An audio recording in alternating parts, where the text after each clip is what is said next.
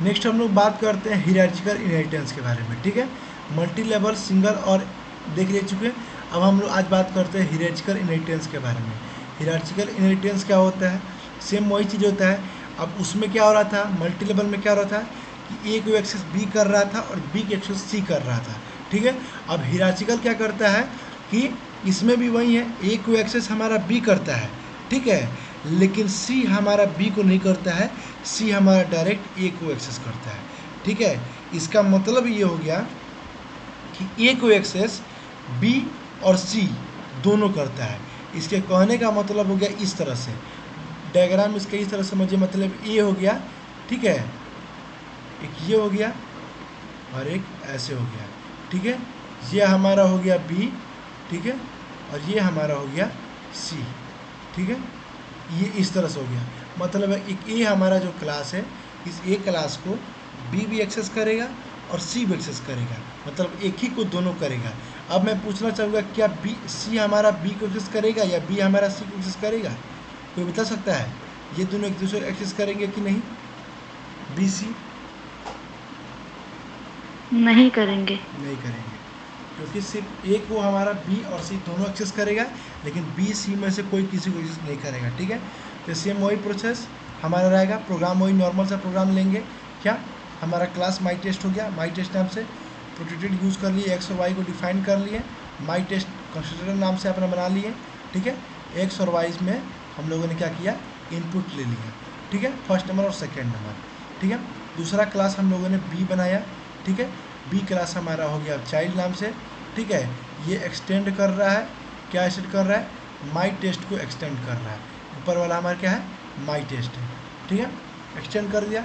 इसमें क्या किया हम लोगों ने, एक जेड के नाम का इनपुट ले लिया, ठीक है। सुपर हम लोगों ने रिजर्व वर्ड का यहाँ पर यूज़ कर लिया, क्यों, क्योंकि जिससे ये माई टेस्ट को इनहेरिट कर सके, ठीक है। अब हम लोगों ने क्या किया, एक जेड नाम का इंटीजर इसमें इनपुट ले लिया, ये क्या था हमारा, थर्ड नेम था, ठीक है, सॉरी थर्ड नंबर था, नंबर शो कर लीजिएगा, ठीक है। अब इसमें एक हम लोगों ने क्या लगा दिया, एक मेथड लगा दिया, पब्लिक वॉइड डिस्प्ले। डिस्प्ले किस चीज़ के लगा दिया, कि प्रोडक्ट करने के लिए, मतलब जो एक्स वाई और जेड हम लोग ले रहे हैं उसका क्या करना है, मल्टीप्लाई कर देना है, ठीक है। तीसरा हमारा क्लास सी आ गया, ठीक है, जो हमारा क्लास सी था जिसका नाम हमारा माई चाइल्ड है, वो क्या करेगा, वो भी एक्सटेंड करेगा, किस में, अब किस में करेगा, बी में करेगा कि ए में करेगा, जल्दी बोलिए। ये किसको ए इनहेरिट में करेगा, करेगा। ए को करेगा, यानी माई टेस्ट को करेगा। बी वाला हमारा माई चाइल्ड है, ए वाला माई टेस्ट है। तो देखिए यहाँ पर हमारा ये बी वाला क्लास भी माई चाइल्ड माई टेस्ट को इनहेरिट कर रहा है, और ये वाला भी हमारा किसको इनहेरिट कर रहा है, ए को इनहेरिट कर रहा है।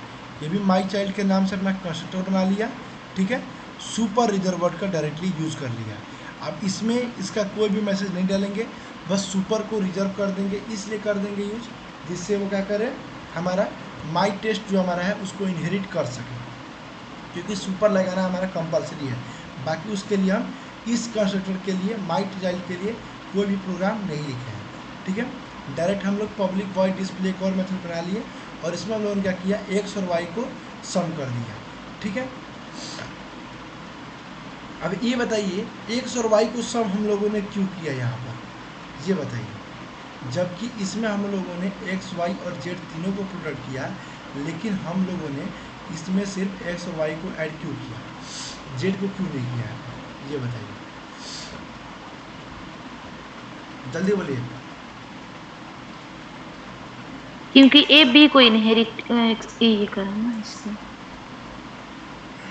देखिए, ये हमारा जो सी है, सी हमारा ए को इनहेरिट कर रहा है, मतलब ए का डाटा, ए का एड्रेस पूरा हमारा किसके पास है, सी के पास अवेलेबल है।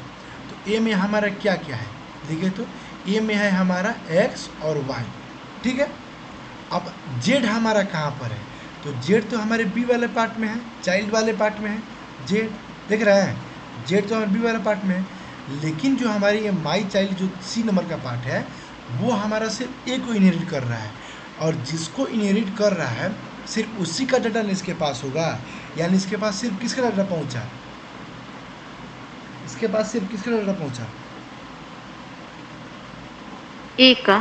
ए का पहुंचा, यानी एक्स और वाई का, ठीक है, ये नहीं पूछे एक्स और वाई जेड में किसका पूछे, ठीक है। तो एक्स और वाई का सिर्फ डाटा इसके पास पहुंचा, उसीलिए सब में एक्स और वाई किया, ठीक है। और वहीं बी वाले में आ जाइए, बी वाला क्या कर रहा है, बी वाला क्या कर रहा है कि हमारा ए को इनहेरिट कर रहा है, यानी ए वाला का एक्स वाई और बी वाला का जेड, यानी इसके पास तीनों अवेलेबल है। तो उसीलिए जब मल्टीप्लाई कर रहा है, यहाँ पर देखिए एक्स वाई और जेड तीनों कर रहा है, तो यानी जो जिसको इनहेरिट करेगा उसका डाटा उसके पास है और वो सिर्फ उसी का डाटा यूज़ कर पाएगा। और एक और लास्ट बार बताते हैं, ध्यान से सुन लीजिएगा। प्रोटेक्टेड का यूज़ हम लोग इसलिए करते हैं कि जिस क्लास में अभी आप हैं उस क्लास का जो भी डाटा है या जो भी आपका मेंबर डाटा या जो भी आपका वेरिएबल है, उस वेरिएबल को अगर आप इनहेरिट, उस क्लास को अगर आप इनहेरिट कर रहे हैं किसी और क्लास द्वारा, तो उसमें का जो भी आपका वेरिएबल है वो वेरिएबल उस क्लास के द्वारा इनहेरिट करने पर उसका डाटा उसके पास पहुंच जाए, ठीक है। उसका डाटा क्या हो, उसके पास पहुंच जाए, उसे हम लोग प्रोटेक्टेड का यूज़ करते हैं।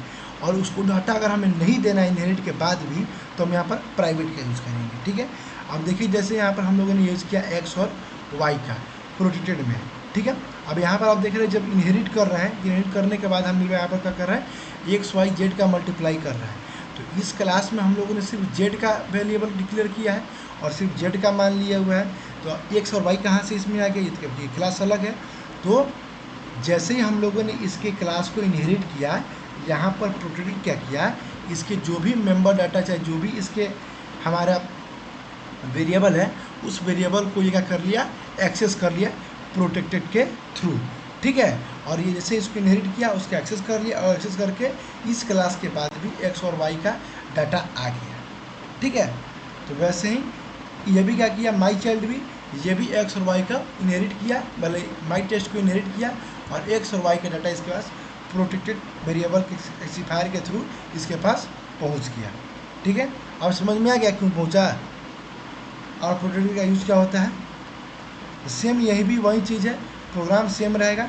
वहीं आएंगे, अपना मेन को क्रिएट करेंगे, मेन क्रिएट करने के बाद ध्यान से देखिएगा, मेन क्रिएट करने के बाद अब चाइल्ड को हमें कॉल करना पड़ेगा। अब ये देखिए यहाँ पर हमें दोनों को कॉल करना पड़ेगा, किसको किसको, तो हमें बी को भी और सी को भी। अब आप लोग पूछिएगा कि सर हम लोग बी और सी दोनों को क्यों कॉल करेंगे, तो आप लोग, मैंने ऊपर बताया आप लोग को, यहाँ पर ध्यान दीजिएगा कि यहाँ पर हमारा ए को बी भी इनहेरिट कर रहा है और सी भी इनहेरिट कर रहा है, लेकिन सी से बी का कोई लिंक नहीं है। तो अगर हम सिर्फ एक ऑब्जेक्ट सी के लिए बनाते हैं, ठीक है, तो सी के लिए बनाएंगे तो बी हमारा चल पाएगा, ये बताइए, बी हमारा चल पाएगा। सी को अगर हम ऑब्जेक्ट के द्वारा कॉल करते हैं तो ए चलेगा कि नहीं चलेगा, पहले ये बताइए। ये चलेगा, ए चलेगा, क्योंकि सी हमारा ए को इनहेरिट किया हुआ है, तो ए तो हमारा चल जाएगा। लेकिन ये बताइए अब बी कैसे चलेगा, बी भी तो ए को इनहेरिट किया है, लेकिन बी के लिए भी तो हमें ऑब्जेक्ट बनाना पड़ेगा ना, क्योंकि सी तो बी को इनहेरिट कर नहीं रहा है, कि सी द्वारा बी को कर लेंगे और फिर बी सी को कर लेंगे। तो यहाँ पर इन दोनों में कोई कनेक्शन नहीं है, जिसके लिए हमें दो ऑब्जेक्ट क्रिएट करना पड़ेगा, एक सी के लिए और एक बी के लिए। सी के लिए करेंगे तो सी भी ए को इनहेरिट करेगा और बी के लिए करेंगे बी भी ए को इनहेरिट करेगा। तो वहीं आप प्रोग्राम चला रहे हैं, ध्यान से देखिएगा। चाइल्ड को चलाएं, ठीक है, चाइल्ड हमारा चला, यानी चाइल्ड कौन सा चला, हमारा बी वाला पार्ट चला। बी वाला ए को इनहेरिट किया, कंट्रोल ए के पास गया, एक्स और वाई का डाटा लिया, फिर हमारा किसके पास लौटा, चाइल्ड के पास, जेड का डाटा लिया और जेड का डाटा लेने के बाद देखिए, डाटा लेने के बाद सी डॉट डिस्प्ले इसके मेथड को कॉल की। सी डॉट डिस्प्ले कहाँ है, हमारे बी वाले के पास सी डॉट डिस्प्ले यहाँ पर है, और क्या किया यहाँ पर इसका मल्टीप्लाई कर दिया। अब उसके बाद देखिए फिर ऑब्जेक्ट में है, माई चाइल्ड नाम का ऑब्जेक्ट क्रिएट किए, न्यू डॉट माई चाइल्ड किए, ये क्या किया, माई चाइल्ड को कॉल किया।